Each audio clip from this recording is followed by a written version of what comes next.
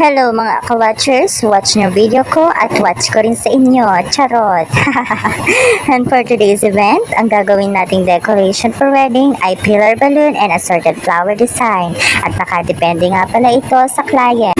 Actually, first time ko mag-vlog kaya medyo kinakabahan pa ako. Eme! Ang color motif nga pala nilang napili ay white and mocha. At inumpisahan ko lang mag-logo at wala na kayo doon. Charet! At eto nga si Akla, may paikot-ikot pang nalalama. Kinat ko na nga pala sa part na yan upang matapos na agad. Emela! Sa part nga pala nito ay kinuha ko na ang lato-lato ni Juan at itinali-tali upang gawing pambigat. Uy! Emelang Juan at baka ikay masakpang. Yun pa nga nilaro-laro ni Bakla.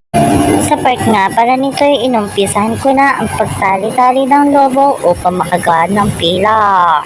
Sabi nga nila ay kapag may tiyaga, may nilaga. Uy!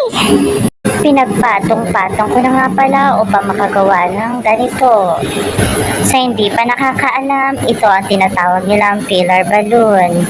Kailangan dalawa ang gagamitin para side by side. Talaga ba? Wow! Nakagawa na nga pala ako ng dalawa dito kaya pinisinantabi ko na muna. Saglit lang at magpupunas pa ng pawis si Akla. Kumuha na nga ako ng assorted flower at assorted leaves para ilagay sa backdrop. Alam nyo ba na ang kalabasa ay nakakalinaw ng mata? Uy! Ikat na nga pala natin sa part na yan para matapos na agad. At yun na nga isunod na natin ang lambat ni Pedro upang makahuli ng isda. Ano daw? Chinek-check ko pa nga sa part na to at sinabi ko, okay na to. Hoy bakla, anong ginagawa mo dyan at hindi kasali sa script natin yan? Yung pala'y kinuha niya ang bulaklak ni Eva na ipinagkaloob niya kay Adan. Uy!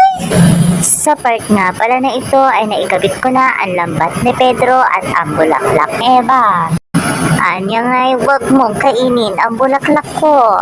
At isinunod ko na nga pala ang mga balloons kung saan sila nararapat. Yun nga'y dumating na ang tatlong marites. Nakikipag-chismisan pa sa harap ko pa talaga. Bahala kayo dyan. Wait lang at nagugulahan na nga ako sa part na ito. Punas-punas muna tayo pag may time. Kailangan na nga pala nating palitan ng tela para sa kanilang cake and souvenirs. 1, 2, 3, charan!